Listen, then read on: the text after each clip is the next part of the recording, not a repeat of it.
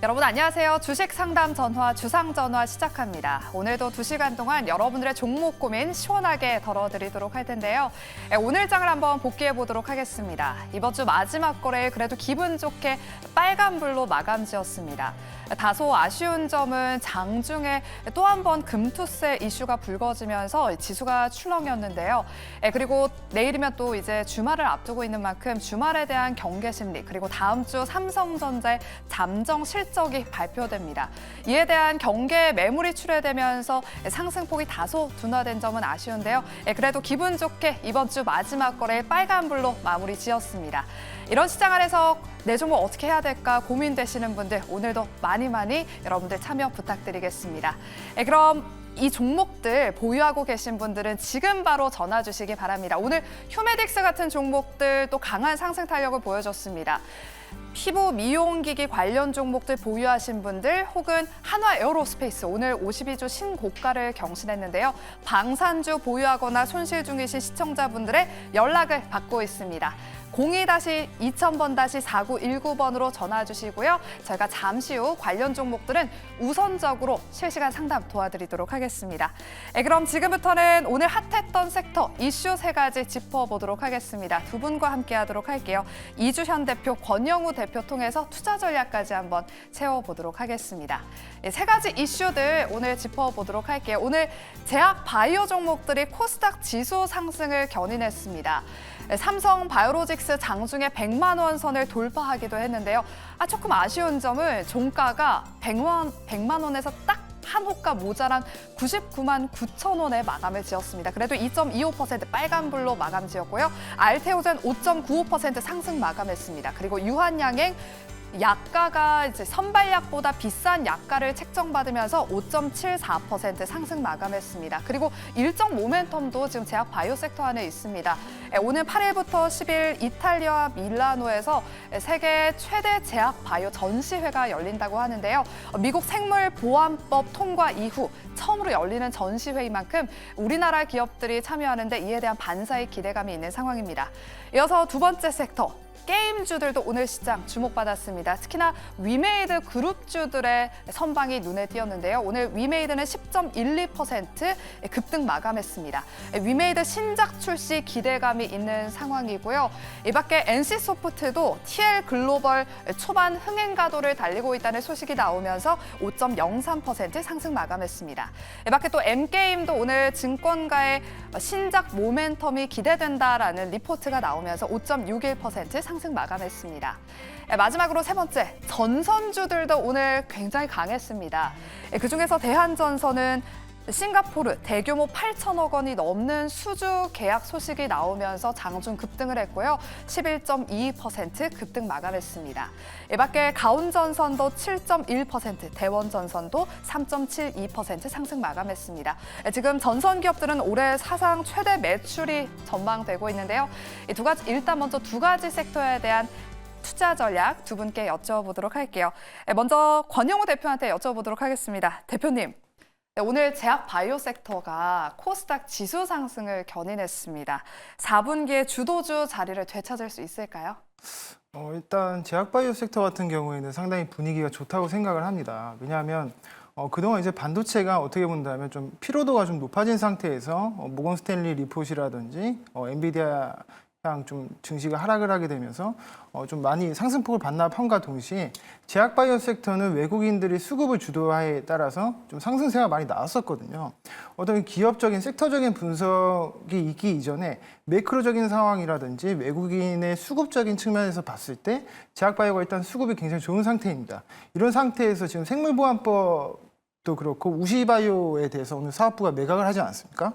그러니까 이런 어떤 개별적인 그 제약바이오 섹터 내에서도 우리 국내 K바이오가 그 산업적인 수혜를 충분히 입을 수 있을 것이다라는 그런 전망이 계속 될 거라고 보고 있고 유한양행 같은 경우에도 렉나자가 FDA를 이제 국내 최초로 승인을 받지 않았습니까? 국산 항암제로는 국내 최초다라는 어떤 그런 상징성, 그런 타이틀이 앞으로 또 이런 제약바이오 섹터 전반적으로 긍정적인 흐름을 나타낼 수 있을 거라고 생각하고 지금 삼바가 100만 원을 좀 돌파를 했다가 최근에 좀 반납을 했습니다.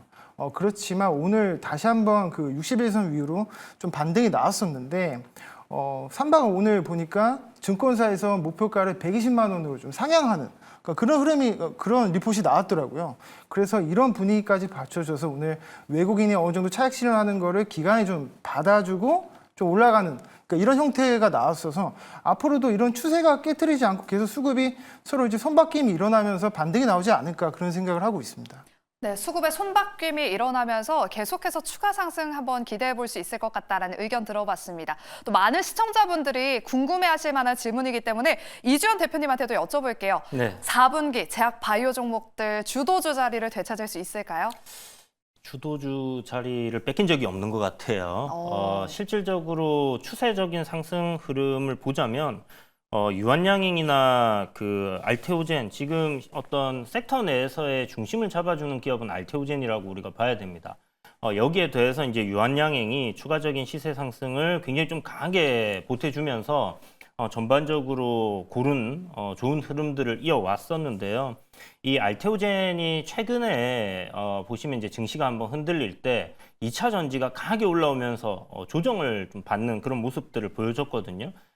약 한 3, 4거래일 정도 지금 조정을 받았는데 그렇다고 해서 어떤 상승 추세가 훼손되었다라고 보기는 어려운 것 같습니다. 물론 삼성 바이오로직스의 어떤 단기간 강한 상승에 따른 차익 실현에 의한 뭐 매물 이런 부분들이 있었고요. 그 생물보안법에서 이제 중국이 이렇게 수혜를 받지 못하는 그러니까 그런 우시 바이오의 어떤 제외되는 부분을 삼성 바이오로직스라든지 아니면 다른 CMO, CDMO 관련된 기업들이 좀 수혜를 받을 거다라던 이 부분이 요번에 이제 좀 제외되었다라는 부분 때문에 조정을 받았어요. 그런데 실질적으로 이제 이런 부분들 매각하는 거를 보니까 결국은 또 우리나라 CDMO 관련된 이런 바이오 쪽의 기업들로 수혜가 돌아갈 거다라는 부분에서 좀 화색을 보이는 것 같고 이 중국이 미국과의 어떤 갈등으로 인해서 바이오 사업에서의 이제 손실을 보는 부분들, 요거는 시간이 좀 걸릴 거다라는 얘기가 있지만 결국은 국내 기업들이 점진적으로 계속해서 수주를 해간다라는 관점으로 본다라면 뭐 저는 긍정적으로 봐야 된다라고 생각을 하고 있고요. 우리가 예전에 그 바이오 섹터를 봤을 때는 정말 꿈과 희망 말 그대로 바이오 신사업을 합니다 하면 그때 이제 막 시세가 엄청나게 터졌던 그런 시점과는 많이 달라졌다라고 봐야 될 것 같아요. 그동안에 이제 그 꿈과 희망을 떠안고 많은 기업들이 도전을 했고 그 안에서 살아남은 기업들 어떤 실적적인 부분이라든지 아니면 이제 수출에 대한 그런 기대감들을 가지고 있는 기업들만이 지금 남아있는 그런 상황이고 어떤 결과치가 긍정적으로 나오고 숫자가 이제 찍히는 그런 기업들이 굉장히 많이 나오기 시작했거든요. 그런 부분에서 지금 금리 인하가 진행되는 단계에서 우리가 성장 섹터라고 국내에서 찾아볼 수 있는 것들 결국은 바이오 섹터하고 뭐 2차 전지 몇 안 됩니다. 뭐 로봇이라든지 더 파고들면 있을 수 있겠지만 그런 면에서 뭐 하반기에도 좀 좋은 흐름들 우리 기대할 수 있지 않겠나 이렇게 보고 있습니다. 그럼 추가 질문 하나 더 드릴게요. 10월 이제 이번 달에 위고비가 우리나라에 출시가 됩니다. 비만 치료제 관련 종목들도 한동안 좀 조정을 받았었거든요. 그래도 오늘장에서는 수급이 들어오는 모습이 확인됐는데 비만 치료제주들의 전망은 어떻게 보시나요? 비만 치료제도 아직은 저는 뭐 상승 여력은 남아 있다라고 생각하거든요. 모멘텀이 이제 일정이 잡혀 있고 그 기간이 이제 다가옴에 따라서 한 차례 정도 시세를 더 강하게 낼 수는 있을 거다라는 생각을 하고 있습니다. 대략적으로 이제 뭐 블루엠텍 같은 경우 위고비의 한 60% 정도를 국내 유통 담당하게 되는 부분이 있기 때문에 관련주라고 할 수 있을 것 같고요.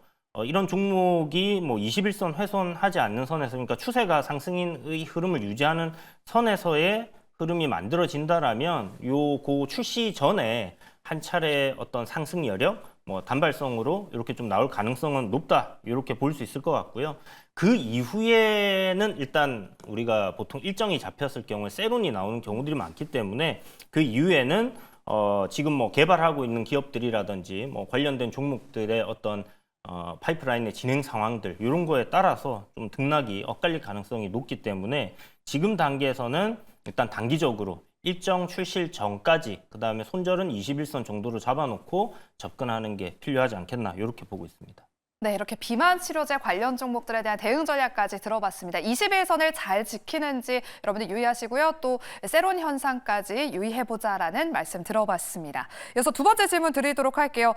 아까 우리 권영우 대표님이 중국 우시바이오로직스와 우시앱텍의 사업 매각 추진을 짚어주셨습니다. 국내 기업들 반사이익, 직접적인 반사이익 기대감이 있을까요? 어떻게 보시나요? 아무래도 오늘 그 증권사에서 목표가 상향 리포트가 나왔던 것은 어쨌거나 실질적으로 우리나라가 삼성바이오로직스나 세이트리온이나 바이넥스 뭐 이런 기업들이 수혜를 입을 거라는 전망 때문에 그렇게 좀 반등이 나왔던 걸로 좀 보고 있습니다. 그래서 이게 지금 단기적으로 봤을 때는 좀 성과가 이 CDMO 쪽으로 안 나타날 수도 있지만 이게 장기적으로 봤을 때 뭐 미국에서 계속적으로 중국에 대해서 제재를 한다라고 한다면 충분히 우리나라 기업들이 수혜를 입을 수 있을 거라고 저는 보고 있습니다. 그래서 지금 뭐 앞으로 주도주가 뭐 바뀔 수도 있는 거지만 추세가 깨지지 않는다면 삼성바이오로직스가 계속 이렇게 왕위를 탈환하고 그렇게 주도주로 가지 않을까라는 생각이 듭니다. 네, 삼성바이오로직스의 황제주를 한번 노려보도록 하겠습니다. 이어서 두 번째 섹터, 게임주에 대한 투자 전략도 세워보겠습니다. 하반기 신작 모멘텀을 안고 달릴 수 있을지 먼저 이주연 대표님한테 여쭤보도록 할게요. 오늘 위메이드 그룹주들이 굉장히 선방을 했습니다. 위메이드가 무려 10%대로 급등을 마감했는데 게임주들 하반기에는 꼭 봐야 될까요? 오늘 안 그래도 뭐 시장을 보면서 게임주들이 좀 괜찮게 움직이는 흐름들이 잡혔었거든요. 그러니까 대량의 거래 대금들이 이제 체결되는 종목들이 이제 나오는 부분에서 게임주들이 이렇게 조금씩 올라오는 그런 부분들, 뭐 카카오 게임즈라든지 말씀하신 이제 위메이드, 뭐 이런 종목들이 최근 이런 포인트에서 계속 잡히고 있는 상황인데 돈이 들어오고 있다라는 부분에서 생각을 해본다면 사실 게임 섹터가 뭐 크래프톤이라든지 아니면 뭐 W 게임즈라든지 이렇게 신고가를 가는 종목들이 몇몇 있긴 하지만 대다수의 게임주들 그동안에 굉장히 힘든 시간을 또 겪었습니다. 섹터 내에서 어떤 순환으로 보자라면 못 올라갔던 섹터 단에서의 이제 순서가 과연 돌아오는가라고 했을 때 저는 게임 섹터 좀 가능성 굉장히 좀 높지 않나라고 생각을 하고 있고요. 특히나 이 게임 같은 경우 요번에 이제 뭐 넥슨 게임 경우를 보셨다시피 신작을 출시하고 나서 그 신작에 대한 기대감이 어느 정도 상승이 나오지만 확인을 하고 주가 시세가 더 나오는 경향들이 많이 나오거든요. 그래서 사전 예약이 얼마나 되느냐 아니면 거기에 따른 뭐 앱스토어에서의 매출 순위가 1위에 올라가느냐 이런 부분으로 인해서 주가는 굉장히 좀 강하게 시세 탄력이 나오는 그런 부분들을 볼 수 있습니다. 그런데 일단 위메이드 같은 경우는 지금 올 3분기부터 아니면 늦어도 한 4분기부터는 흑자 전환이 예상되어 있는 턴어라운드 기업이거든요. 그런 부분으로 봤을 때는 게임 섹터는 우리가 좀 주시를 해봐야 된다. 아직은 추세가 정확하게 다 상방으로 잡힌 건 아니지만 그러한 방향으로 가고 있다라고 보고 시장이 하나의 또 새로운 섹터의 주도 섹터를 만들어낼 수 있는 가능성은 가지고 보는 게 좋을 것 같습니다. 네, 게임주들 확실한 턴어라운드가 확인된 건 아니지만 하반기에는 그래도 꼭 눈여겨봐야 될 섹터다라고 짚어주셨습니다. 네, 그리고 게임주 하면 또 같이 연동돼서 이야기가 나오는 게 P2입니다. 중동 리스크에 잠시 뭐 비트코인 가격도 좀 주춤했었는데 가상화폐 투심이 최근에 좀 회복되고 있습니다. 위메이드 하면 또 위믹스잖아요. 권영우 대표님, P2E 사업도 재조명 받을 수 있을까요? 일단 P2E 게임 같은 경우에는 그 중요한 비즈니스가 P2E 게임 코인이 네. 이 게임사에 적용이 돼서 그 코인의 가격이 유지가 됐을 때 이제 비즈니스가 좀 잘 되는 걸로 저는 알고 있거든요. 위메이드가 주가 많이 오른 것은 이 위믹스 코인 가격이 유지가 많이 됐었고 더 계속 주가가 상승을 했지 않습니까?